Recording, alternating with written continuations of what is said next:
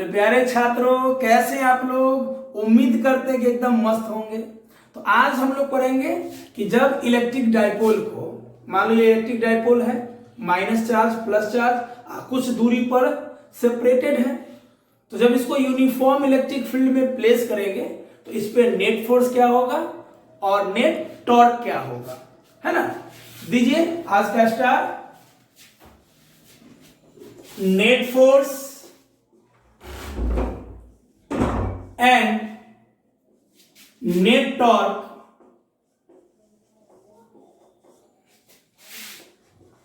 on an electric dipole placed in uniform electric field। या कभी कभी क्वेश्चन में लिख देगा एक्सटर्नल इलेक्ट्रिक फील्ड। वही एक्सटर्नल मतलब बाहरी फील्ड, है ना। उस बाहरी फील्ड में हम डाइपोल को रख रहे हैं यूनिफॉर्म इलेक्ट्रिक फील्ड। अब इस चीज को पढ़ने से पहले थोड़ा सा यूनिफॉर्म और नॉन यूनिफॉर्म के बारे में जान लेते हैं। दो ध्यान से, यह यूनिफॉर्म इलेक्ट्रिक फील्ड है, मतलब कांस्टेंट। इसका मतलब हो गया कि हर जगह इलेक्ट्रिक फील्ड का मैग्नीट्यूड सेम है। और ये नॉन यूनिफॉर्म इलेक्ट्रिक फील्ड हो गया, इसका मतलब हो गया कि इलेक्ट्रिक फील्ड का मैग्नीट्यूड हर जगह डिफरेंट, कहीं पर सेम हो सकता है, कहीं पे बिल्कुल डिफरेंट हो सकता है, कहीं पे ज्यादा हो सकता है, कहीं पे कम हो सकता है ना। तो मुझे हम लोग को क्या पढ़ना है? Uniform electric field. ऐसे भी नॉन यूनिफॉर्म से क्वेश्चन रहता नहीं है, हमारे सिलेबस में है नहीं। मेरे स्टाइल में समझो यूनिफॉर्म इलेक्ट्रिक फील्ड और नॉन यूनिफॉर्म इलेक्ट्रिक फील्ड क्या होता है। मान लो हम किसी शहर का गुंडा है और उस शहर में जितने भी इंसान है वो सब हमसे डरता है। तो उसमें डर अगर बराबर हो, जितना भी इंसान है, मेरे शहर का जो क्षेत्र है, मेरा जहां तक फील्ड है, मेरा औकात जहां तक है, उसमें हर इंसान हमसे बराबर डरता है। ना कोई ज्यादा डर रहा है, ना कोई कम डर रहा है। अगर डर सब में सेम हो तो वो यूनिफॉर्म हो जाएगा। अब मान लो हम किसी शहर की गुंडा है और उसमें रहने वाला इंसान, कोई हमसे ज्यादा डरता है, कोई कम डरता है, कोई डरता ही नहीं है, तो उसको क्या बोलेंगे? नॉन यूनिफॉर्म फील्ड बोलेंगे। और मैं क्या कहलाऊंगा? नॉन यूनिफॉर्म गुंडा। और सब आदमी में डर सेम होगा तो मैं यूनिफॉर्म गुंडा कहलाऊंगा। क्लियर? सिंपल। तो हमें जानना है कि जब यूनिफॉर्म इलेक्ट्रिक फील्ड में, है ना, जब यूनिफॉर्म इलेक्ट्रिक फील्ड में अगर किसी डाइपोल को प्लेस करेंगे तो उस पर नेट फोर्स क्या होगा और नेट टॉर्क क्या होगा। चलिए देखिए। तो मान लीजिए हम एक यूनिफॉर्म इलेक्ट्रिक फील्ड ड्रॉ करते हैं। ये यूनिफॉर्म इलेक्ट्रिक फील्ड है, क्लियर। और इसमें हम किसी डाइपोल को प्लेस करते हैं। डाइपोल मतलब इक्वल और अपोजिट चार्ज को, है ना, चार्ज का मैग्नीट्यूड सेम हो, कुछ दूरी पर प्लेस करें तो ये डाइपोल कहलाएगा। मतलब चार्ज का मैग्नीट्यूड सेम हो और नेचर अपोजिट हो। तो बताओ इस फील्ड के द्वारा इस चार्ज पे फोर्स किधर लगेगा? फील्ड के लॉन्ग कितना? QE बता चुके हैं पहले। फील्ड के द्वारा जो चार्ज पे फोर्स लगता है वो उसका मैग्नीट्यूड होता है QE। और डायरेक्शन, अगर चार्ज प्लस है तो फील्ड के लॉन्ग और चार्ज माइनस है तो फील्ड के opposite.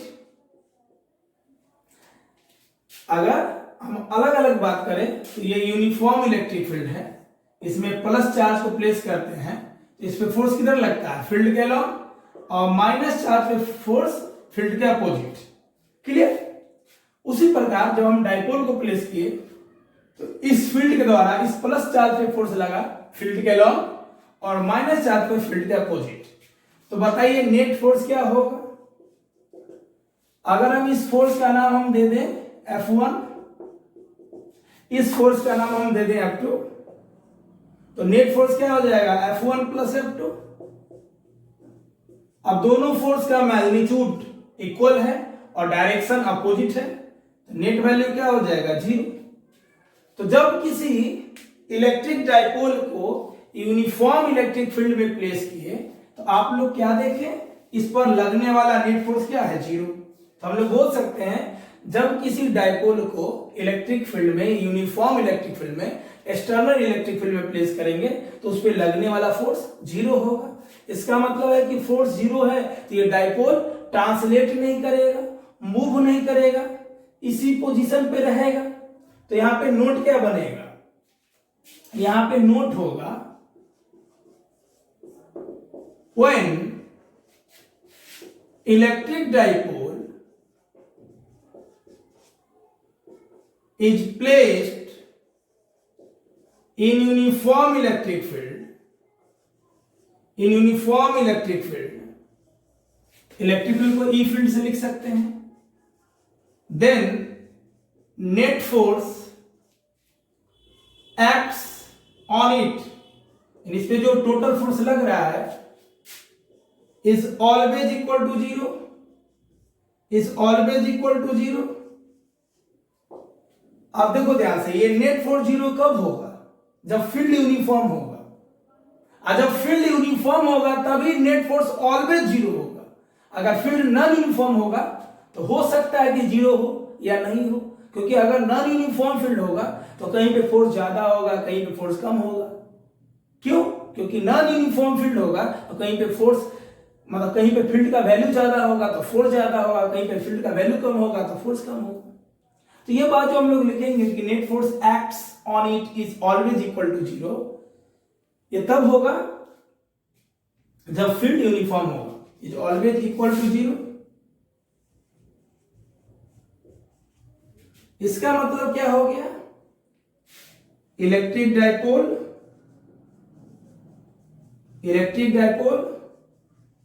remains in translational equilibrium, कहां रहेगा, ट्रांसलेशनल इक्विलिब्रियम में रहेगा।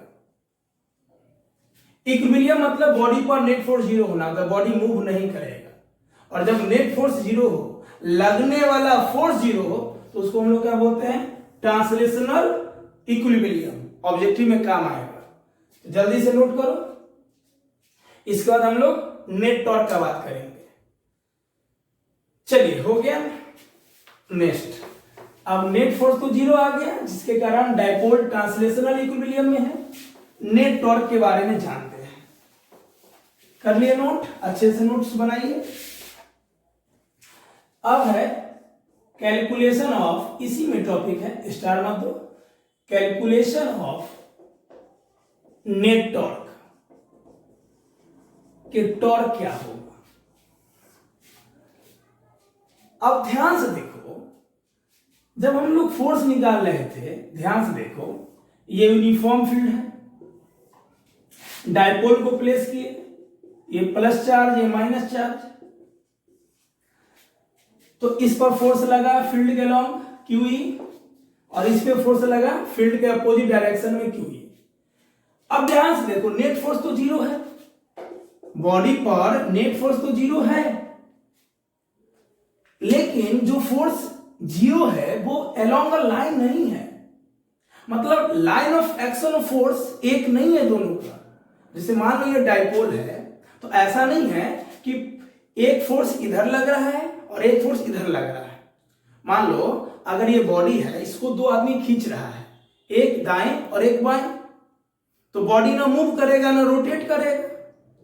लेकिन अगर इसी बॉडी को कोई आदमी ऐसे खींचे, मान लो ऐसे प्लेस है, कोई ऐसे खींचे और कोई ऐसे खींचे, तब ये रोटेट कर सकता है ना? मान लो ये बॉडी ऐसे है, कोई ऐसे खींचे, बॉडी को हम ऐसे प्लेस किए, ऐसे खींचा, ऐसे खींचा, तो जब ये दोनों फोर्स है, फोर्स का मैग्नीट्यूड इक्वल और अपोजिट है, तो नेट फोर्स जीरो हो गया।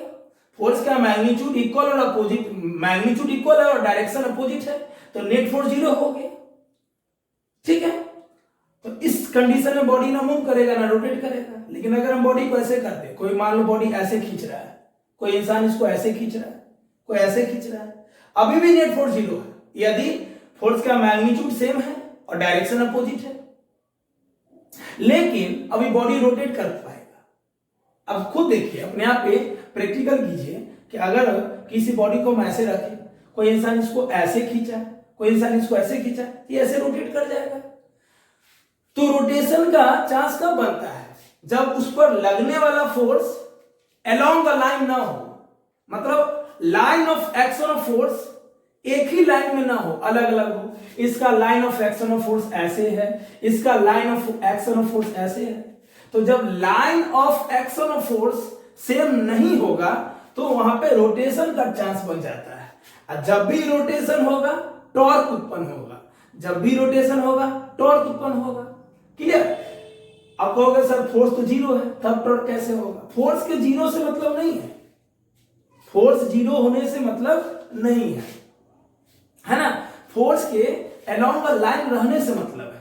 फोर्स जीरो है, अलोंग अ लाइन है, तब बॉडी रोटेट नहीं करेगा। फोर्स जीरो है, मान लो अब अभी समझा है, कोई आदमी ऐसे खींचा, ऐसे खींचा, मान लो दोनों का मैग्नीट्यूड सेम है लेकिन डायरेक्शन अपोजिट है, लेकिन फोर्स का लाइन सेम नहीं है, एक लाइन ऐसे है, एक का लाइन ऐसे है, इस कंडीशन में बॉडी रोटेट कर पाएगा। तो जब रोटेशन का चांस होगा तो वहां पे टॉर्क उत्पन्न होगा। अब टॉर्क है क्या? सिंपल सोचो, टॉर्क होता है, टॉर्क को टाउ से लिखते हैं, ये होता है force into perpendicular distance. Torque क्या होता है? Force into perpendicular distance. अब सिंपल हम समझाते हैं सिंपल तरीके से। आपके घर में पंखा है ना, सीलिंग फैन, छत वाला पंखा। अब सोचो छत वाले पंखा पे, मान पंखा रेस्ट पे है और आपने क्या किया, एक डंडा लिया और पंखा का जो पेंडुलम है गोल वाला, उसमें आप फोर्स लगाए। क्या पंखा रोटेट किया? नहीं। लेकिन आप उस डंडे का फोर्स पंखी पे मारे तो पंखा रोटेट कर गया।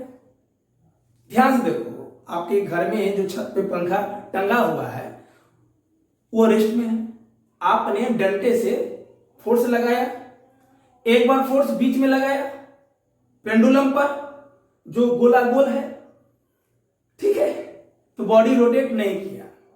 लेकिन जब आप फोर्स को पंखी पे लगाए तो बॉडी रोटेट कर गया।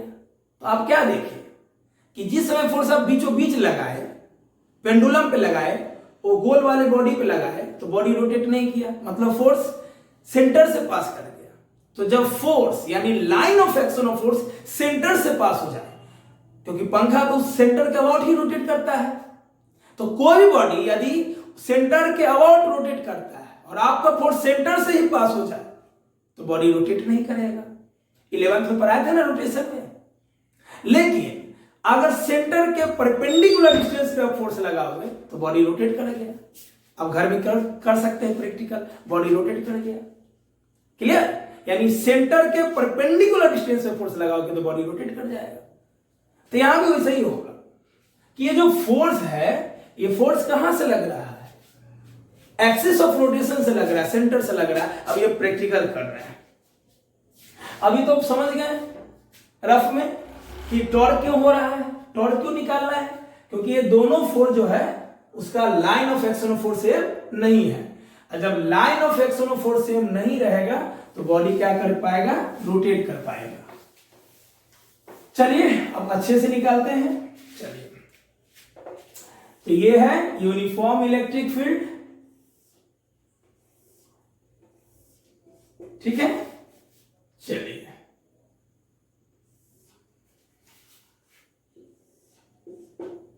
ओके, ये यूनिफॉर्म इलेक्ट्रिक फील्ड है, बराबर दूरी पे है ना सब। थोड़ा यहां गैप दे दो ज्यादा। चलो, इसमें हम डाइपोल को प्लेस किए, यहां माइनस चार्ज, यहां प्लस, तो प्लस पे फोर्स कहां लगा? फील्ड के लॉन्ग कितना? QE, माइनस पर फील्ड के अपोजिट QE, मैग्नीट्यूड तो सेम ही होगा, डायरेक्शन अपोजिट होगा। और ये मान लो डाइपोल का सेंटर है O, डाइपोल के सेंटर से यहां तक का डिस्टेंस मान लो A, फिर यहां तक का डिस्टेंस A मान लो, ठीक है। चलो अब ध्यान से देखो, ये वाला फोर्स अलग अलग लाइन में लग रहा, अलग अलग लाइन में लग रहा है। अब अलग अलग लाइन में लग रहा है ये दोनों फोर्स, इसके कारण बॉडी रोटेट कर पाएगा, रोटेट कर जाएगा। क्लियर? तो टॉर्क उत्पन्न होगा। तो ध्यान से देखिए कैसे हम लोग निकालेंगे टॉर्क। टॉर्क होता क्या है? टॉर्क को टाउ से लिखते हैं, ये होता है जो फोर्स लग रहा है बॉडी पर इनटू परपेंडिकुलर डिस्टेंस। वो फोर्स जो लगा टॉर्क का मतलब वो फोर्स जो लगा, कहां लगा, परपेंडिकुलर डिस्टेंस। चलिए अब ध्यान से देखो, ये दोनों फोर्स इस सेंटर के अबाउट लग रहा है, तो ध्यान से देखो यही एक्सिस ऑफ रोटेशन है, ध्यान से देखो यही एक्सिस ऑफ रोटेशन है। अब ये दोनों फोर्स के कारण ये डाइपोल नचने लगेगा ऐसे ऐसे, यही तो एक्सिस ऑफ रोटेशन है। कोई बॉडी सेंटर के अबाउट भी रोटेट करेगा, ये वाला फोर्स नीचे घुमाएगा, ये ऊपर घुमाएगा, कहां के अबाउट, सेंटर के अबाउट, है ना,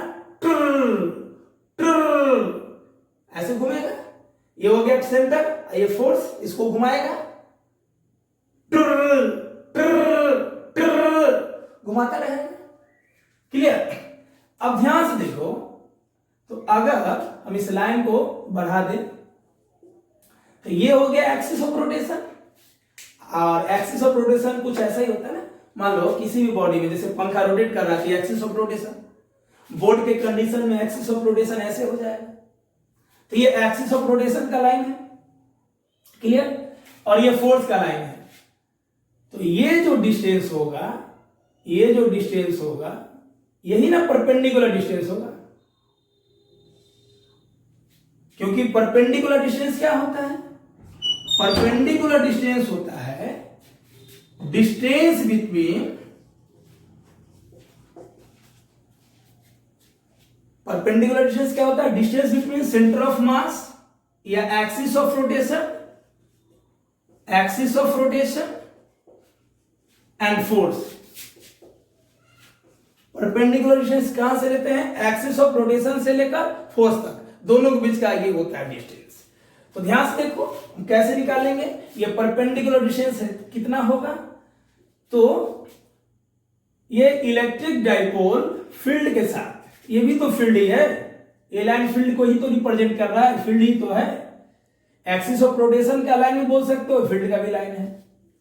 तो इलेक्ट्रिक डाइपोल फील्ड के साथ कितना एंगल बना रहा है, थीटा एंगल बना रहा है। आप ये बोल सकते हो कि डाइपोल क्या है, ये माइनस चार्ज, ये plus charge, electric dipole moment का डायरेक्शन क्या होता है, माइनस से प्लस, तो ये इलेक्ट्रिक डाइपोल मोमेंट है, इलेक्ट्रिक डाइपोल मोमेंट का डायरेक्शन माइनस से प्लस, तो ये इलेक्ट्रिक डाइपोल मोमेंट और ये इलेक्ट्रिक फील्ड, तो ये थीटा क्या है, angle between electric dipole moment and electric field. आप ये भी बोल सकते हो ये जो एंगल है वो किसके बीच का है, इलेक्ट्रिक फील्ड और इलेक्ट्रिक डाइपोल मोमेंट के बीच का एंगल है। ठीक है? अब ध्यान से देखो, ये ए है, ये ए है, तो ए फील्ड के साथ थीटा बनाया, इसका दो वैल्यू, यहां आएगा ए कॉस थीटा, तो यहां क्या आएगा, ए साइन थीटा, यहां ए कॉस थीटा, थीटा के long A cos theta, perpendicular A sine theta. अरे बेवकूफ, ये होगा ए कॉस थीटा, ए ये जो डाइपोल लेंथ का आधा है, डाइपोल लेंथ तो पूरा हो गया ए प्लस ए टू है, सेंटर से डाइपोल लेंथ का आधा वैल्यू हो गया ए, तो ए थीटा बनाया फील्ड के साथ, इसका दो वैल्यू, इस पे कॉस और इधर साइन, तो यहां पे ए साइन थीटा ले सकते हैं, तो यहां भी ए साइन थीटा ले सकते हैं, है ना। कहीं भी आप देखते हो ना कंपोनेंट, मान लो ये ए वेक्टर है, ये थीटा बनाया, तो इस पे हो जाएगा ए कॉस थीटा और यहां हो जाएगा ए साइन थीटा। तो ध्यान से देखो, अगर ये ए साइन थीटा का लाइन है, इसको उठा के आप यहां ले, तो ये ए साइन थीटा है, तो ये भी क्या हो जाएगा, ए साइन थीटा, ये y एक्सिस, तो ये भी y एक्सिस, उसी प्रकार ये लिखे हैं। तो ये ए साइन थीटा क्या है, परपेंडिकुलर डिस्टेंस है। क्लियर? चलिए आप इस फोर्स के लिए देख लो, डाइपोल पे तो दो फोर्स लग रहा है, अब ये फोर्स के लिए देख लो, फोर्स इधर लग रहा है और एक्सिस ऑफ रोटेशन यहां है। अब इसी का अबाउट डाइपोल रोटेट कर रहा है उस फोर्स के कारण, क्यों, क्योंकि फोर्स का लाइन ऑफ एक्शन सेम नहीं है। जब दो फोर्स लग रहा हो बॉडी पे, line of action of force same नहीं हो तो रोटेट कर देता है बॉडी को, तो बॉडी रोटेट कर रहा है, यही ना एक्सिस ऑफ रोटेशन। बोर्ड पे तो एक्सिस ऑफ रोटेशन ऐसे ही ड्रॉ करेंगे हम लोग, जैसे पंखा में रॉड का एक्सिस ऑफ, रॉड को ही एक्सिस ऑफ रोटेशन बोलते हैं, पंखा में ऐसे होता है तो बोर्ड पे ऐसे हो जाएगा वो पॉइंट। क्लियर? अब ध्यान से देखो, ये एक्सिस ऑफ रोटेशन और ये फोर्स, तो परपेंडिकुलर डिस्टेंस क्या हो जाएगा, ये हो जाएगा। ठीक है, ये हो जाएगा परपेंडिकुलर डिस्टेंस। अब ध्यान से देखो, ये थीटा हो जाएगा, ये पूरा ए है, दिख रहा है ना अच्छे से, ओके। अरे यार सब पैरेलल लाइन है, ये थीटा तो ये भी थीटा। अब ध्यान से देखो, इस ए का इस पे क्या हो जाएगा, ए कॉस थीटा, और इधर क्या हो जाएगा, ए साइन थीटा, ये लाइन ए साइन थीटा हो जाएगा। क्लियर? चलिए तो डायग्राम को अच्छे से ड्रॉ कीजिए, हम लोग कैलकुलेट करेंगे नेट टॉर्क। चलिए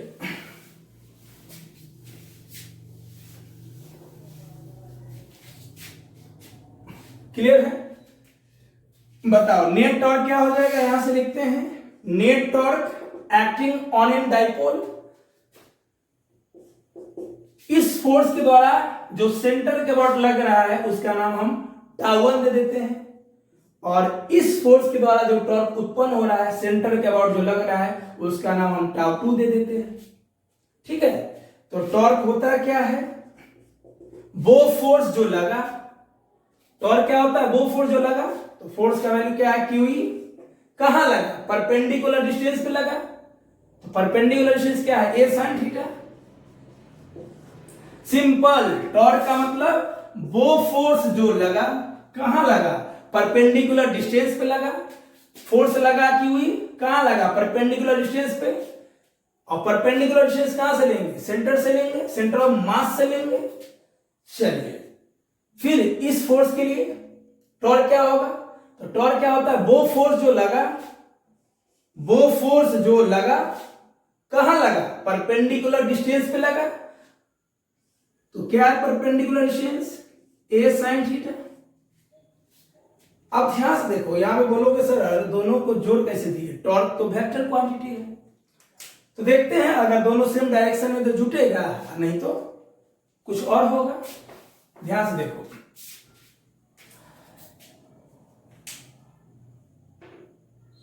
डाइपोल, ये प्लस चार्ज यहां से है, इस फोर्स के कारण डाइपोल नीचे आएगा, इसको ये ऐसे घुमाएगा,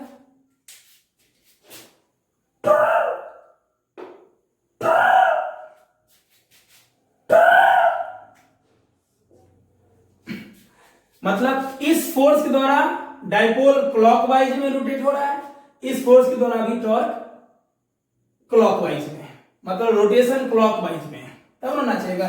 ये एक्सिस ऑफ रोटेशन है, टर टर टर टर टर टर टर टर टर टर gun gun gun gun gun gun gun gun gun gun gun gun gun gun gun gun gun gun gun clockwise है ना, घड़ी की दिशा में।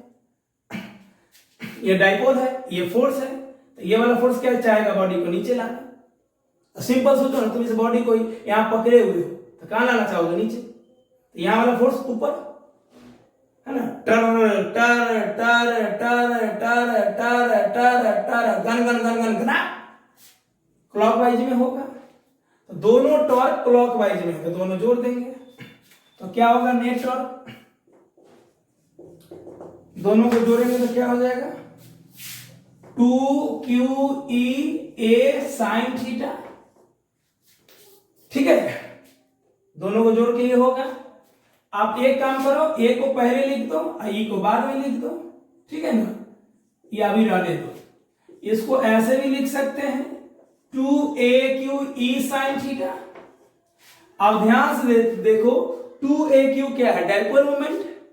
डाइपोल मोमेंट क्या होता है, दोनों में से कोई चार्ज, दोनों में से कोई चार्ज और बीच का डाइपोल लेंथ, बीच का सेपरेशन, तो बीच का सेपरेशन कितना है, A प्लस A, 2A, तो 2A, तो दोनों के बीच का सेपरेशन और एक चार्ज लेते हैं, ये हो जाएगा डाइपोल मोमेंट, है ना, पिछले लेक्चर में बताए थे, डाइपोल मोमेंट होता है दोनों में से कोई एक चार्ज लो, बीच का सेपरेशन, तो A प्लस A 2A, तो 2AQ हो जाएगा dipole moment, electric dipole moment, तो हमारा नेट टॉर्क हो गया PE sine theta. Net torque क्या हो गया, PE साइन थीटा। ठीक है, अब बताओ टॉर्क तो जीरो आया नहीं, तो जब किसी इलेक्ट्रिक डाइपोल को इलेक्ट्रिक फील्ड में, यूनिफॉर्म इलेक्ट्रिक फील्ड में प्लेस करते हैं तो नेट फोर्स जीरो होता है। तो जब नेट फोर्स जीरो हुआ तो हम लोग बोले ट्रांसलेशनल इक्विलिब्रियम में है बॉडी, लेकिन नेट टॉर्क तो जीरो नहीं है, नेट टॉर्क आया पीई साइन थीटा, जहां पी इलेक्ट्रिक डाइपोल मोमेंट है, ई इलेक्ट्रिक फील्ड है, और थीटा दोनों के बीच का एंगल है। थीटा क्या है? इलेक्ट्रिक डाइपोल मोमेंट है ना। थीटा क्या है? where theta is the angle between electric dipole moment, electric dipole moment भी वेक्टर है और इलेक्ट्रिक फील्ड भी वेक्टर है, तो वेक्टर फॉर्म में लिखो, दोनों के बीच का एंगल है। ठीक है, चलो अब ध्यान से देखो, अगर टॉर्क 0 रहता तो बॉडी रोटेट भी नहीं करता, ऐसे बॉडी मूव नहीं कर रहा है लेकिन बॉडी रोटेट कर रहा है ना, gun gun gun gun gun gun gun gun gun, axis of rotation के बाद gun gun gun gun gun gun gun gun कर रहा है। तो जब टॉर्क है तो बॉडी रोटेशनल इक्विलिब्रियम में नहीं है, अगर टॉर्क 0 रहता तो बॉडी रोटेशनल इक्विलिब्रियम में रहता। ठीक है, चलो तो हम लोग बोलेंगे कि जब किसी इलेक्ट्रिक डाइपोल को फील्ड में प्लेस करते हैं तो नेट टॉर्क 0 नहीं होता है, इसका मतलब हो गया कि बॉडी रोटेशनल इक्विलिब्रियम में नहीं है। क्लियर? अब ध्यान से देखो, ये तो मैग्नीट्यूड हो गया, लगने वाला टॉर्क का मैग्नीट्यूड। अब इसको वेक्टर फॉर्म में कैसे लिख सकते हैं बताओ? अब वेक्टर फॉर्म में लिखना कौन उचित होगा? टॉर्क नेट बराबर P क्रॉस E। जब भी साइन थीटा होता है तो साइन थीटा के बदले क्या आता है? क्रॉस। सिमिलरली कॉस थीटा रहता है तो कॉस थीटा के बदले डॉट लेते हैं। तो बताओ net torque P sine theta को लिखना उचित क्या होगा? P क्रॉस E और E क्रॉस P। ऑब्जेक्टिव में प्रॉब्लम दे देता है कि बताओ नेट टॉर्क क्या है? P क्रॉस E या E क्रॉस P। बच्चे सोचते हैं दोनों तो एक ही चीज है, नहीं, ऐसा नहीं है ना। चलो चेक कर लेते हैं, कैसे चेक करेंगे? LHS बराबर RHS। यदि टॉर्क के डायरेक्शन में P क्रॉस E का डायरेक्शन आ गया तो ऊपर वाला सही है, और टॉर्क के डायरेक्शन में E क्रॉस P का डायरेक्शन आ गया तो नीचे वाला सही है। आइए चेक कर लेते हैं। चलो, नीचे माइनस चार्ज है, ऊपर प्लस चार्ज है, तो इलेक्ट्रिक डाइपोल मोमेंट का डायरेक्शन होता है माइनस से प्लस। तो मान लो ये इलेक्ट्रिक डाइपोल मोमेंट का डायरेक्शन है और ये इलेक्ट्रिक फील्ड का डायरेक्शन है, ये इलेक्ट्रिक फील्ड है और ये इलेक्ट्रिक डाइपोल मोमेंट है, दोनों के बीच का एंगल थीटा है। ठीक है, टॉर्क का डायरेक्शन क्या है? क्लॉकवाइज, क्योंकि फोर्स इसको कहां घुमा रहा है? Gun gun gun gun gun gun gun gun gun gun gun gun clockwise, clockwise घुमा रहा है। तो अगर P क्रॉस E क्लॉकवाइज आ गया तो ऊपर वाला सही है, और नीचे वाला आया क्लॉकवाइज तो नीचे वाला सही है। इसके लिए राइट हैंड रूल का सहारा लेंगे। राइट हैंड रूल क्या करते हैं? अपने चारों उंगली को ऐसे रखते हैं और मोड़ते हैं P को E के तरफ, गन गन गन गन, अंदर क्या अंगूठा, तो कैसे हाथ मुड़ रहा है? हम जब हाथ को रोटेट कर रहे हैं तो क्लॉकवाइज, क्लॉकवाइज। टॉर्क कैसे है? Clockwise, clockwise. ये दोनों फोर्स के द्वारा टॉर्क क्या है? क्लॉकवाइज। यानी LHS वाला जो टॉर्क है यहां पे वो क्लॉकवाइज है। अब P क्रॉस E भी कैसे आ रहा है? क्लॉकवाइज। गन, अंगूठा कहां जा रहा है? अंदर। तो जब अंगूठा अंदर चला गया इसका मतलब क्लॉकवाइज है, क्योंकि हाथ कैसे घूम रहा है? क्लॉकवाइज। ये एक और नियम होता है ना, screw rule. Screw rule, screw rule में क्या करते हैं? P की तरफ E को आना है तो इसको घुमाइए, स्क्रू को घुमाइए, कैसे घूम रहा है? क्लॉकवाइज। कैसे घूम रहा है? क्लॉकवाइज। वेक्टर का डायरेक्शन निकालने के लिए स्क्रू रूल भी यूज करते हैं। घुमाइए, तो P से ही घुमाइएगा तो कैसे घूमेगा? ये स्क्रू कैसे घूमेगा? क्लॉकवाइज। तो इसका मतलब है टॉर्क भी क्लॉकवाइज और P क्रॉस E भी क्लॉकवाइज, तो ऊपर वाला सही है, बिल्कुल सही है। अब नीचे वाला गलत हो जाएगा अपने आप, है ना। टॉर्क है क्लॉकवाइज और हम डायरेक्शन चेक करते हैं E क्रॉस P कैसे गलत है। घुमाइए, अगर हम स्क्रू रूल से चेक करते हैं E क्रॉस P, देखो कैसे घूम रहा है, कैसे घूम रहा है? एंटी क्लॉकवाइज घूम रहा है, तो ऐसे जाएंगे तो एंटी क्लॉक हो जाएगा, गलत हो जाएगा ना। चलिए ये राइट हैंड रूल से एंटी क्लॉक जा रहा है, तो E cross P anti clock जा रहा है तो गलत हो जाएगा, इसलिए ये नहीं होगा।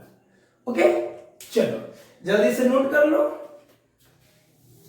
ओके, डायरेक्शन समझ में आया ना? चले आगे, चलो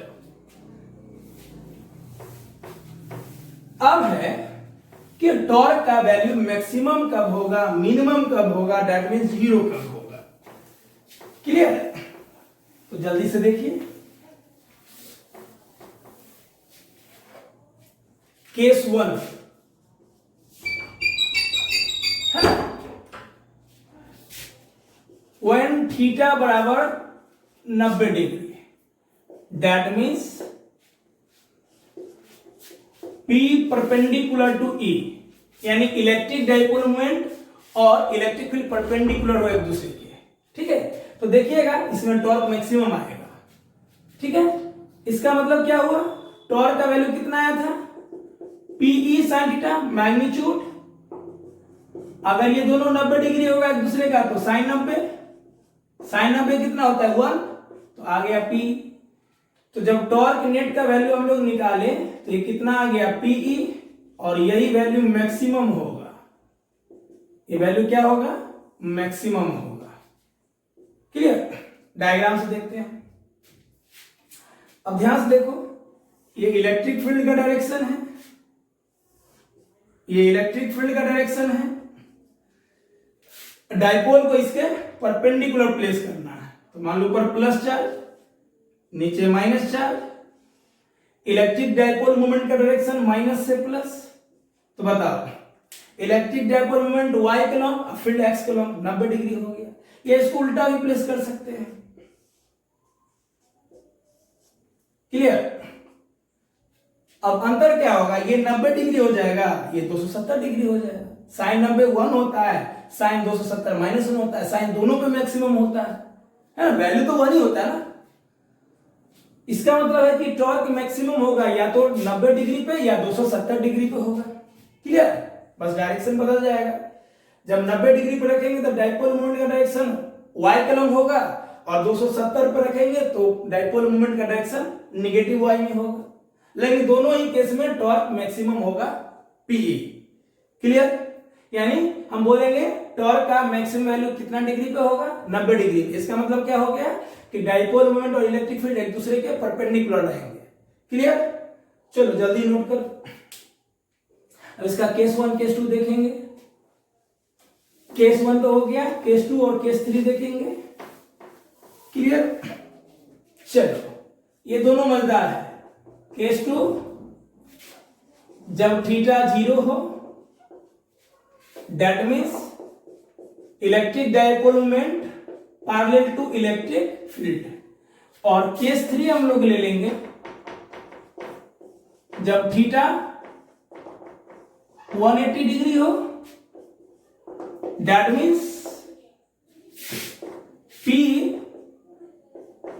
not parallel to electric field. मतलब एक कंडीशन में थीटा 0 लेंगे, इसका मतलब हो गया कि इलेक्ट्रिक डाइपोल मोमेंट और इलेक्ट्रिक फील्ड सेम डायरेक्शन में होंगे, और एक सिचुएशन में इलेक्ट्रिक डाइपोल मोमेंट और इलेक्ट्रिक फील्ड एक दूसरे के एंटी पैरेलल होंगे, अपोजिट डायरेक्शन में होंगे, दैट मींस थीटा 180 डिग्री होगा। क्लियर? जो भी बोल सकते हैं, है ना। एक केस 2 क्या हो जाएगा, when electric dipole moment and electric field are in same direction, that means theta 0 degree, that means electric dipole moment and electric field are parallel to each other. Case 3 क्या हो जाएगा, है ना, when electric dipole moment and electric field are anti parallel to each other, that means opposite to each other. जब दोनों का direction एक दूसरे का अपोजिट हो, दैट मींस थीटा 180 डिग्री हो। क्लियर? चलो हम सबसे पहले डायग्राम बना लें। तो ये इलेक्ट्रिक फील्ड है यूनिफॉर्म, तो यहां पे माइनस, यहां पे प्लस चार्ज, ये हो गया डाइपोल। इलेक्ट्रिक डाइपोल मोमेंट का डायरेक्शन माइनस से प्लस।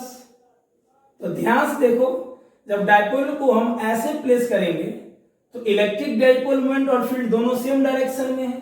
तो जब दोनों सेम डायरेक्शन में हो गया तो थीटा क्या होगा, 0। तो नेट टॉर्क क्या हो जाएगा, PE sin थीटा। तो PE sin 0 डिग्री, क्योंकि दोनों एक ही डायरेक्शन में है तो एंगल बना नहीं, या दोनों पैरेलल है तो पैरेलल में एंगल हम लोग क्या लेते हैं, 0 डिग्री लेते हैं। तो नेट टॉर्क हमारा क्या हो जाएगा, 0 हो जाएगा।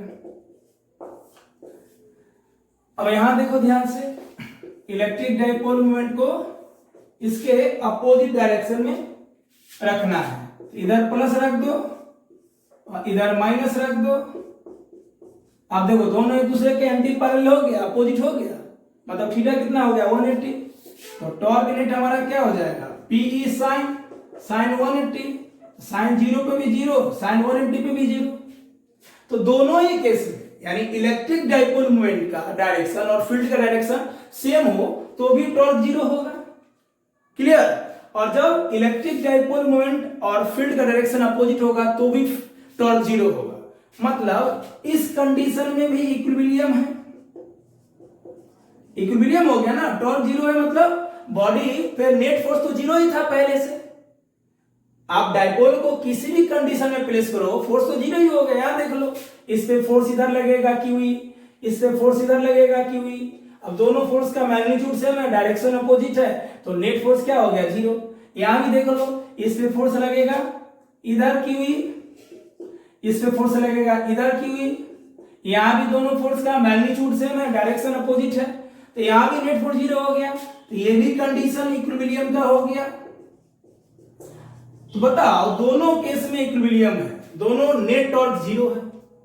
ठीक है, दोनों केस में यहां भी नेट फोर्स 0 है, इस कंडीशन में यहां भी नेट फोर्स 0 है, यहां भी नेट टॉर्क 0 है, यहां भी नेट टॉर्क 0 है। तो अंतर क्या है दोनों में? यहां भी बॉडी नहीं मूव कर सकता है, यहां भी बॉडी मूव नहीं कर सकता है, यहां भी बॉडी रोटेट नहीं करेगा, यहां भी बॉडी रोटेट नहीं करेगा, मतलब बॉडी इक्विलिब्रियम में है, मतलब कोई हलचल नहीं होगा। तो अंतर क्या है दोनों में? अंतर है, ये कहलाएगा स्टेबल इक्विलिब्रियम और ये कहलाएगा अनस्टेबल इक्विलिब्रियम। ये किस इक्विलिब्रियम में होंगे? बस यहीं पे अंतर, ये कहलाएगा स्टेबल और ये होगा अनस्टेबल इक्विलिब्रियम। क्लियर? अब समझाते हैं कि स्टेबल और अनस्टेबल इक्विलिब्रियम क्या है। ठीक है, अब ध्यान से देखो, इसको हम फ्रेश डायग्राम बना के बताते हैं, जल्दी से लिखो। अभी ये भी इक्विलिब्रियम में है, ये भी इक्विलिब्रियम में है, दोनों में डाइपोल रेस्ट में है। अब इसको हम फ्रेश डायग्राम बना के समझाते हैं कि हो क्या रहा है, दोनों में अंतर क्या है। दोनों में टॉर्क मिनिमम है, दोनों में टॉर्क 0 है। तो अंतर क्या है? जब एंगल अलग अलग है, फील्ड और डाइपोल मोमेंट का डायरेक्शन अलग अलग है, सिचुएशन अलग अलग है, फिर भी चीजें सेम हो रही है, तो क्या चीजें सेम है? क्या वाकई में अलग है? अलग है वाकई में। देखिए देखिए ध्यान से, मान लो ये इलेक्ट्रिक फील्ड है और इसमें डाइपोल को इलेक्ट्रिक फील्ड के डायरेक्शन में ही प्लेस किए हैं। ठीक है, मतलब इलेक्ट्रिक डाइपोल मूवमेंट और फील्ड सेम डायरेक्शन में, तो हमारा टॉर्क 0 आ गया। फोर्स तो पहले ही से 0 है, मतलब बॉडी इक्विलिब्रियम में है, मतलब बॉडी रोटेशनल इक्विलिब्रियम में है। जब फोर्स 0 है तो ट्रांसलेशनल इक्विलिब्रियम और टॉर्क 0 है तो रोटेशनल इक्विलिब्रियम हम लोग बोलते हैं। और एक केस में फील्ड के अपोजिट डायरेक्शन में प्लेस करते हैं, ये फील्ड है और डाइपोल को उल्टा प्लेस कर दो। ठीक है, आप ध्यान से देखो, इलेक्ट्रिक डाइपोल मोमेंट और इलेक्ट्रिक फील्ड अपोजिट डायरेक्शन में होगा। अब ध्यान से देखो, दोनों में अंतर क्या है तो दोनों रोटेशनल इक्विलिब्रियम में, क्योंकि दोनों पे नेट टॉर्क 0 है। अब रोटेशनल इक्विलिब्रियम भी दो प्रकार का होगा यहां पे, ये कहलाएगा स्टेबल इक्विलिब्रियम। ये कंडीशन क्या कहलाएगा? जब इलेक्ट्रिक फील्ड और डाइपोल मोमेंट सेम डायरेक्शन में होंगे, मतलब जब थीटा 0 डिग्री होगा तो ये स्टेबल इक्विलिब्रियम कहलाएगा।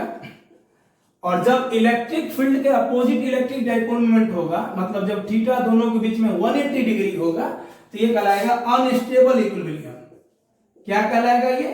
Unstable equilibrium. अब दोनों में थोड़ा सा अंतर समझ लेते हैं। अब देखो ध्यान से, स्टेबल का क्या मतलब होता है? जिस पोजीशन में है ना उसी पोजीशन में रहना चाहता है। ठीक है, अब यहां पे फोर्स ऐसे लग रहा है QE, यहां पे फोर्स लग रहा है ऐसे QE। अब इसको क्या करो, इस पोजीशन से थोड़ा स्लाइटली डिस्प्लेस करो। ठीक है, इसको यहां से यहां ले आओ। तो मान लो हम सिचुएशन ऐसा करते हैं, थोड़ा ऐसे ले आए और इसको ऐसे ले आए। अब देखो क्या होगा, जैसे ही इसको यहां से यहां लाए, क्लियर, तो हुआ क्या? इस पे फोर्स, मतलब इस पे टॉर्क ऐसे लगा, इस पे टॉर्क ऐसे लगा, फोर्स तो है ही, ये क्यू ई, और इस पे भी क्यू ई, क्लियर। और टॉर्क के कारण ये ऐसे घूमने लगा और ये ऐसे घूमने लगा, और फिर से ये अपने नेचुरल पोजीशन पे आ जाएगा। स्टेबल मतलब क्या है, जहां वही रहना चाहेगा। मतलब इसको हम जैसे ही इसके पोजीशन से ऐसे करेंगे, ये पुनः अपने पोजीशन पे आ जाएगा टॉर्क के क्लॉकवाइज होने के कारण, क्लियर। मतलब स्टेबल इक्विलिब्रियम मतलब सिंपल समझ सकते हो कि कोई भी बॉडी जिस पोजीशन पे है उसी पोजीशन पे रहना चाहता है। इस पोजीशन से इसको थोड़ा सा डिस्टर्ब भी किए, डिस्टर्ब तो हुआ लेकिन पुनः वापस अपने पोजीशन पे आ गया, क्योंकि फोर्स तो लग ही रहा है ना इस पे। कहोगे सर फोर्स जीरो है, कहने का मतलब ये हुआ कि बॉडी पे नेट फोर्स जीरो है, लेकिन फोर्स का एक्शन ऑफ लाइन सेम नहीं है, और एक्शन ऑफ लाइन सेम नहीं है तो टॉर्क प्रोड्यूस हो गया। उस टॉर्क के कारण ये बॉडी घूमने लगा, पुनः उसी पोजीशन पे आ गया। इसको मालूम ऐसे घुमाए, इसको ऐसे घुमाए तो भी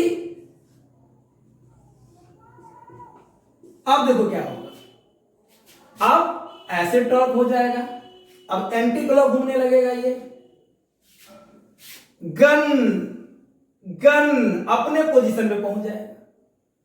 और ऐसे करोगे, इस डायपोल को ऐसे किया, ऐसे पहुंच गया, मतलब वो गन नहीं छोड़ेगा, गनगनाते रहेगा हमेशा, बोलेगा मैं तो खुश हो जाऊं, तुम कितना भी डिस्टर्ब करो हम अपने पोजीशन पे आ जाएंगे। तो ध्यान रखना, स्टेबल इक्विलिब्रियम का मतलब हो गया डायपोल जिस पोजीशन में है या कोई भी बॉडी जिस पोजीशन में है उसी पोजीशन में रहना चाहता है डिस्टरबेंस के बावजूद।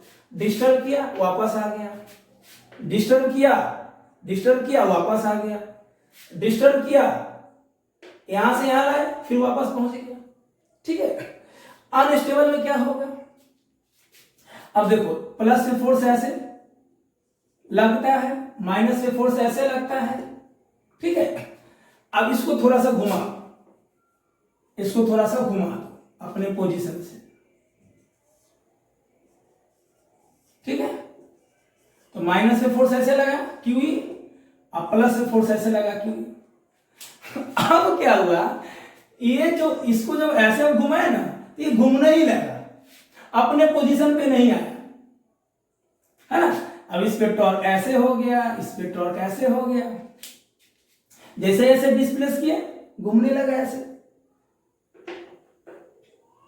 घूमने लगा, घूमने लगा, घूमने लगा, घूमने लगा, और घूमते घूमते प्लस इधर हो जाएगा, माइनस इधर हो जाएगा। मतलब जो अनस्टेबल इक्विलिब्रियम है वो स्टेबल हो जाएगा। सोचो ना, ये पूरा घूम के प्लस इधर आ जाएगा, माइनस इधर आ जाएगा, तो ऐसा सिचुएशन हो जाएगा स्टेबल वाला। तो ध्यान क्या रखना, स्टेबल इक्विलिब्रियम में बॉडी जहां है वही रहना चाहता है, उसको उस नेचुरल पोजीशन से डिस्टर्ब करोगे वापस आ जाएगा, नेचुरल पोजीशन से डिस्टर्ब करोगे वापस आ जाएगा। लेकिन अनस्टेबल में ऐसा नहीं होगा, जैसे ही डिस्टर्ब करोगे, देखो ना ध्यान से, देखो ध्यान से, जैसे ही इसको आप डिस्टर्ब किए, आप जैसे ही इसको यहां से डिस्टर्ब किए, टॉर्क उत्पन्न हुआ, टॉर्क गनगना दिया, गनते गनते गनते गनते ये नच जाएगा सीधे, माइनस इधर आ जाएगा, प्लस इधर आ जाएगा, तो उस पोजीशन पे तो आया नहीं। तो जब आप इसको डिस्टर्ब किए तो अपना पोजीशन बदल लिया, तो जब भी पोजीशन बदलेगा तो क्या कहलाएगा, अनस्टेबल इक्विलिब्रियम, और नहीं बदलेगा तो स्टेबल इक्विलिब्रियम। तो एक लाइन में बोलना कि जब डायपोल को नेचुरल पोजीशन से अब डिस्टर्ब करो, ऊपर डिस्टर्ब करो या नीचे, अगर उसी पोजीशन पे आ गया तो स्टेबल, पोजीशन बदल लिया तो अनस्टेबल, क्लियर, ओके। अब हम लोग नेक्स्ट करते हैं आगे, चले इसको नोट कर लीजिए अच्छे से।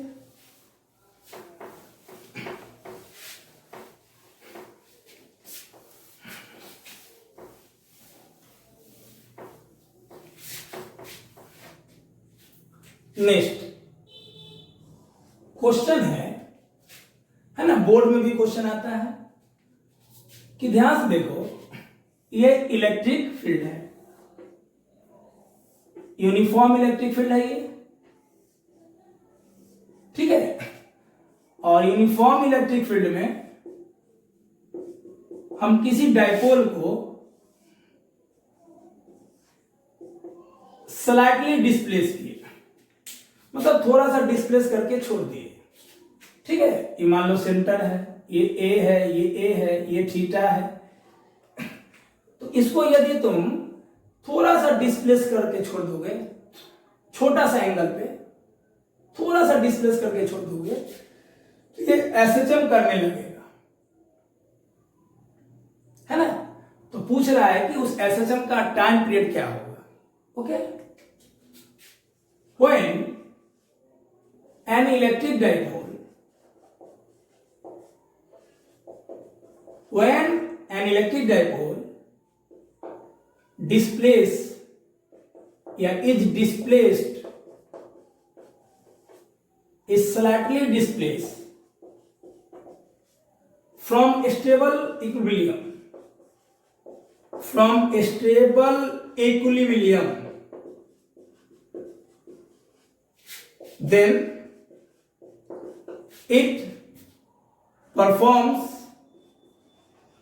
एसएचएम, ये एसएचएम करने लगा, फाइंड टाइम पीरियड। अगर एसएचएम करने लगा तो टाइम पीरियड बताइए, फाइंड टाइम पीरियड। एसएचएम करने लगा तो टाइम पीरियड बताइए। अब देखना क्या होगा, इस पोजीशन से थोड़ा सा ऐसे लाओगे तो ये आएगा फिर जाएगा, आएगा जाएगा, मतलब ऐसा होगा। मान लो ये माइनस चार्ज, ये प्लस चार्ज, मान लो थीटा एंगल लेंगे। अब इसको यहां से यहां लाया, तो यहां से जब यहां लाओगे तो यहां तो रुकेगा नहीं, मोशन में है, नीचे आ जाएगा, फिर नीचे से ऊपर जाएगा, नीचे से ऊपर आएगा जाएगा, आएगा जाएगा, आएगा जाएगा, तो ये एसएचएम करने लगेगा। क्लियर? या ये बोल भी देता है कि एसएचएम अगर है तो शो कीजिए। तो एसएचएम का क्या है कंडीशन, जब एक्सेलरेशन डिस्प्लेसमेंट के इनवर्सली, मतलब एक्सेलरेशन और डिस्प्लेसमेंट अपोजिट डायरेक्शन में हो, या फोर्स और डिस्प्लेसमेंट अपोजिट डायरेक्शन में हो, तो वो एसएचएम को शो कर रहा है। क्लियर? तो आइए हम लोग एसएचएम भी प्रूफ हो जाएगा और टाइम पीरियड भी निकाल लेते हैं। ठीक है, चलो देखिए ध्यान से क्या करेंगे। मान लो इस पोजीशन से जैसे ही इसको हम लोग यहां पे लाएंगे तो ये एसएचएम करने लगा, तो यहां पे जो रीस्टोरिंग टॉर्क होगा वो क्या होगा, P sine theta. Tau R मतलब होता है रीस्टोरिंग टॉर्क, रीस्टोरिंग टॉर्क। इसका क्या मतलब हुआ, अपने पोजीशन पे वापस आना चाहेगा। ऐसे है, घुमा के छोड़ दिए, या नेचुरल पोजीशन पे है, घुमा के छोड़ दिए, जाएगा आएगा, जाएगा आएगा, मतलब जिस पोजीशन पे है यही है, इसको थोड़ा सा स्लाइटली डिस्प्लेस किए तो नीचे जाएगा आएगा, नीचे जाएगा आएगा। तो रीस्टोरिंग टॉर्क का मतलब होगा अपने पोजीशन को स्टोर करना, अपने पोजीशन पे वापस आना। क्लियर? ओके, जहां रहेगा, मान लो ऐसे है, इसको डिस्प्लेस करके छोड़ दिए तो ऊपर भी जाएगा मोशन के कारण, फिर नीचे जाएगा, आएगा जाएगा। क्लियर? अब ध्यान से देखो, यहां माइनस लगा देंगे, क्यों? अब ध्यान से देखो, टॉर्क तो एंटी क्लॉकवाइज है, सॉरी टॉर्क क्लॉकवाइज है। अब मान लो इसको ऐसे डिस्प्लेस किए, ऐसे डिस्प्लेस किए, यहां से ऐसे डिस्प्लेस किए, तो मान लो रोटेशन किए एंटी क्लॉक, आना कहां चाहता है, क्लॉकवाइज में, आना कहां चाहता है, क्लॉकवाइज में। ऐसे था तो मान लो ऐसे था, हम इसको ऐसे घुमा के छोड़ दिए तो अपने पोजीशन पे आएगा। ये ऐसे छोड़, ऐसे था ऐसे छोड़ दिए, ऐसे जब हम घुमाएंगे तो ये नीचे आएगा। ठीक है, मतलब हमेशा टॉर्क एंगुलर डिस्प्लेसमेंट के इनवर्सली प्रोपोर्शनल होगा, है ना। बॉडी तुम एंटी क्लॉक में ले जाओ, बॉडी क्लॉक में आना चाहेगा, तुम बॉडी को क्लॉक में ले जाओ, एंटी क्लॉक में ले आना चाहेगा। ठीक है, तो रीस्टोरिंग टॉर्क हो जाएगा माइनस पीई थीटा, क्योंकि क्या बोल रहा है, स्लाइटली डिस्प्लेस बोल रहा है, थीटा बहुत स्मॉल है। तो जब थीटा बहुत स्मॉल होता है तो साइन थीटा को लगभग हम लोग थीटा लेते हैं, जब थीटा क्या हो, बहुत बहुत छोटा हो तो साइन थीटा को लगभग थीटा ले लेंगे। ठीक है, समझ गए ना माइनस क्यों लगा? सिंपल, जब भी डाइपोल को हम इस कंडीशन में रखते हैं तो नेट फोर्स 0 है, टॉर्क उत्पन्न हो गया, टॉर्क क्लॉकवाइज, और हम इसको डिस्प्लेस कैसे किए, एंटी क्लॉकवाइज। इसको यहां से ऐसे ले गए, तो ये ऐसे करने लगा, इसलिए डायरेक्शन अपोजिट हो गया, माइनस लगा दिया। अब रोटेशन में पढ़ाए थे ना, टॉर्क क्या होता है, आई alpha minus P E theta, clear. तो टॉर्क होता है आई अल्फा, चलो ध्यान से, अब यहां से अल्फा क्या हो जाएगा, minus P E by I theta, clear. अब देखो एसएचएम होने के लिए एक्सेलरेशन क्या होना था, minus omega square x. SHM में एक्सेलरेशन का वैल्यू क्या होता है, माइनस ओमेगा स्क्वायर एक्स। देखो जब कूलम्ब फोर्स या इलेक्ट्रिक फील्ड हम समझा रहे थे तो वहां पे एसएचएम हम बहुत डिटेल से करवाए हैं, क्लियर।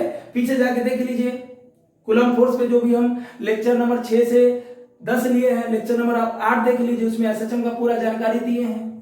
तो ए बराबर ओमेगा स्क्वायर एक्स, तो यहाँ पे तो लीनियर एसएचएम नहीं है, लीनियर एसएचएम होगा तो ऐसा होगा। यहाँ पे एंगुलर एसएचएम है ना, किसी एंगल पे हो रहा है, तो जब किसी एंगल पे होगा तो एक्सीलरेशन की जगह angular acceleration minus omega square रहेगा, और डिस्प्लेसमेंट की जगह एंगुलर डिस्प्लेसमेंट। लीनियर एसएचएम होगा, जैसे स्प्रिंग ब्लॉक सिस्टम में ब्लॉक को हम स्प्रिंग के साथ इलोंगेट किए तो वो लीनियर एसएचएम है, क्लियर। या कोई पार्ट के लिए अपने मेन पोजीशन से ऊपर नीचे जा रहा है तो लीनियर एसएचएम है। जहां एंगल बनेगा, एंगल के थ्रू बॉडी ऊपर नीचे करेगा तो एंगुलर एसएचएम हो जाएगा। इसको इससे कंपेयर कर देंगे तो अल्फा का वैल्यू क्या हो जाएगा, minus omega square theta, clear, minus P E by I theta, theta से थीटा कट गया, माइनस से माइनस, यहां से ओमेगा स्क्वायर कितना होगा, है ना। ये ध्यान रखना, एक्सेलरेशन होता है माइनस ओमेगा स्क्वायर एक्स, यहाँ पे ये लीनियर एसएचएम है और ये एंगुलर एसएचएम के लिए है। बस डिस्प्लेसमेंट की जगह एंगुलर डिस्प्लेसमेंट, एक्सेलरेशन की जगह एंगुलर एक्सेलरेशन, क्लियर। बाकी पीछे वाला लेक्चर देख लीजिए, लेक्चर नंबर 8 देख लीजिए, लेक्चर नंबर 12 देख लीजिए, बहुत डिटेल से बताए हैं। हम तो बोलेंगे न्यूमेरिकल वाला पूरा लेक्चर देख लीजिए, 6, 7, 8, 9, 10। अगर आप बहुत अच्छे स्टूडेंट हैं तो थोड़ा भागा भागा के देख लीजिए, और थोड़ा ठीक ठाक है तो अच्छे से देखिए, बहुत मजबूत हो जाइएगा। तो ओमेगा कितना हो जाएगा, root under P by I. Time period क्या होता है, 2 पाई बाई ओमेगा, क्लियर। तो यहां से टी क्या हो जाएगा, 2 पाई, ओमेगा नीचे में है तो क्या हो जाएगा, root under I by P. यही हो जाएगा इलेक्ट्रिक डाइपोल मोमेंट का, वो जो एसएचएम करेगा इलेक्ट्रिक फील्ड में, उसका टाइम पीरियड 2 पाई बराबर आई बाई पी। जहां आई क्या है, आई होता है मोमेंट ऑफ इनर्शिया, आई क्या होता है, मोमेंट ऑफ इनर्शिया, पढ़ाया था ना रोटेशन में। चलो नोट करो जल्दी इसको, हो गया। नेक्स्ट, अब मान लो इसी क्वेश्चन में अगर थीटा का वैल्यू दे दे तो बोलेगा एंगुलर एक्सेलरेशन बताइए। तो देखो ध्यान से क्या करते हैं, मान लो क्वेश्चन ऐसा दे दे, ये इलेक्ट्रिक फील्ड है, ठीक है, यूनिफॉर्म इलेक्ट्रिक फील्ड है, और इसमें इलेक्ट्रिक डाइपोल है, ये प्लस चार्ज, ये माइनस चार्ज, और ये फील्ड के साथ थीटा एंगल बना रहा है। मतलब electric field and electric dipole moment and electric field के बीच का जो एंगल है वो कुछ दिया हुआ रहेगा, क्वेश्चन कुछ दिया रहेगा, मान लो 60 डिग्री दिया रहेगा या कुछ भी दिया हुआ रहेगा। तो ये इसको जब हम स्लाइटली डिस्प्लेस किए, अपने पोजीशन से नीचे ले गए या ऊपर ले गए, तो ये एसएचएम करने लगा, तो बोल देगा फाइंड एंगुलर एक्सेलरेशन, कि एंगुलर एक्सेलरेशन बताइए क्या है एंगुलर एक्सेलरेशन, यानी अल्फा पूछ रहा है। तो कुछ नहीं करना, टॉर्क बराबर आई अल्फा, टॉर्क बराबर क्या होता है अल्फा, टॉर्क क्या होता है पीई साइन थीटा बराबर आई अल्फा, ठीक है ना, यहां से अल्फा निकालना है।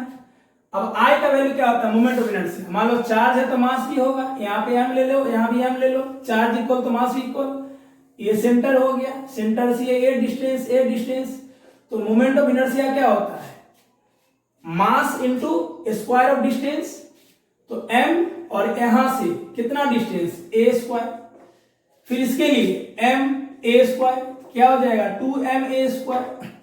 नहीं समझे, मोमेंट ऑफ इनर्शिया होता है mass into square of perpendicular distance, तो यहां से डिस्टेंस लेंगे, सिंपल सोचो, mass into square of distance, कहां से, सेंटर से, तो m into a square plus यहां के लिए m इंटू a स्क्वायर, तो एम स्क्वायर क्या हो जाएगा 2m²। तो बताओ यहां से क्या हो जाएगा, अल्फा हो जाएगा PE sin थीटा और बाई आई अल्फा हो जाएगा PE sin theta. Moment of inertia दे दिया तो नहीं निकालना है, क्या हो जाएगा 2m²। आप विशेष जानकारी के लिए रोटेशन वाला कॉपी देखिए, या जब 11th में रोटेशन पढ़ाएंगे तो देखिएगा, ठीक है। अब थीटा का वैल्यू दिया हुआ रहेगा, क्वेश्चन मान लो 60 है तो sin 60, इलेक्ट्रिक फील्ड दिया रहेगा और डाइपोल मोमेंट दिया रहेगा, यहां से निकाल लेंगे, ठीक है, यहां से निकल जाएगा। ओके, इलेक्ट्रिक डाइपोल मोमेंट नहीं दिया रहेगा तो इलेक्ट्रिक डाइपोल मोमेंट क्या होता है 2aq, दोनों के बीच का सेपरेशन,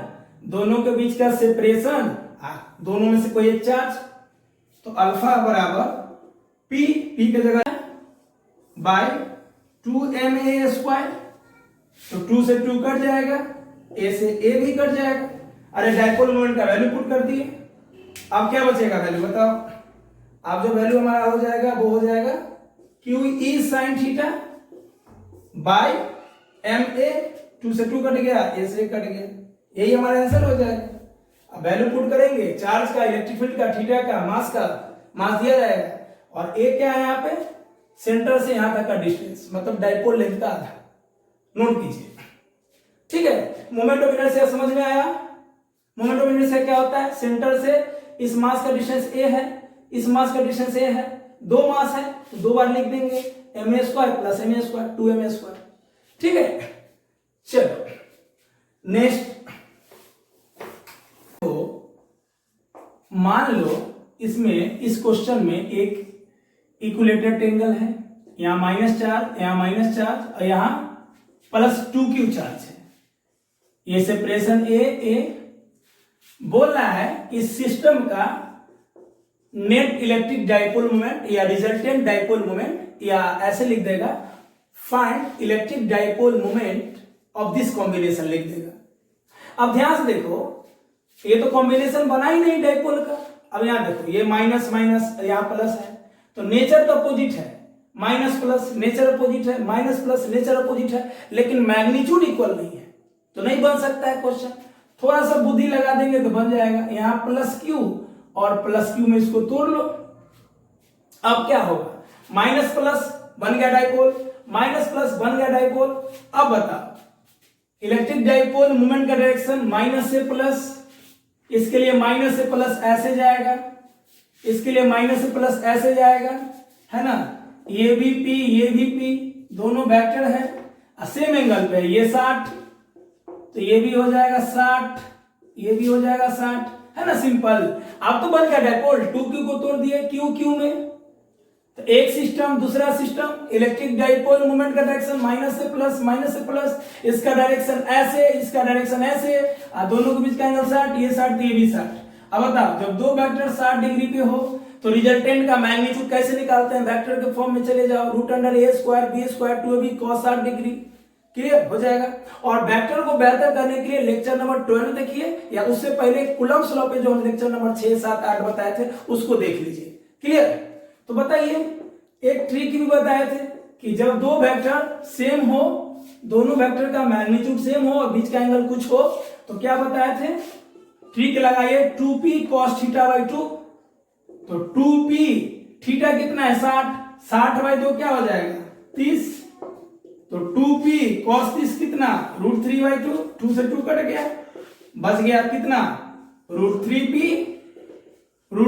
p क्या होता है इलेक्ट्रिक डाइपोल मोमेंट, दोनों में से कोई एक चार्ज का मैग्नीट्यूड ले लो, बीच का सेपरेशन, तो हो जाएगा QA, यही हो जाएगा net electric dipole moment, clear. तो हम लोग आज यहीं पे समाप्त करेंगे, लेक्चर नंबर 17 है ये। तो बच्चों अगला लेक्चर जो लेक्चर नंबर 18 होगा वो इसका पार्ट 2 होगा, मतलब ये पार्ट 1 है, अगला पार्ट 2 है, जिसमें हम लोग पोटेंशियल एनर्जी इलेक्ट्रिक डाइपोल में कितना स्टोर है ये जानेंगे, और जब डाइपोल को इलेक्ट्रिक फील्ड में रोटेट करेंगे तो उस पर कितना वर्क डन होता है ये जानेंगे। थैंक यू, मिलते हैं नए एनर्जी और नए उत्साह से।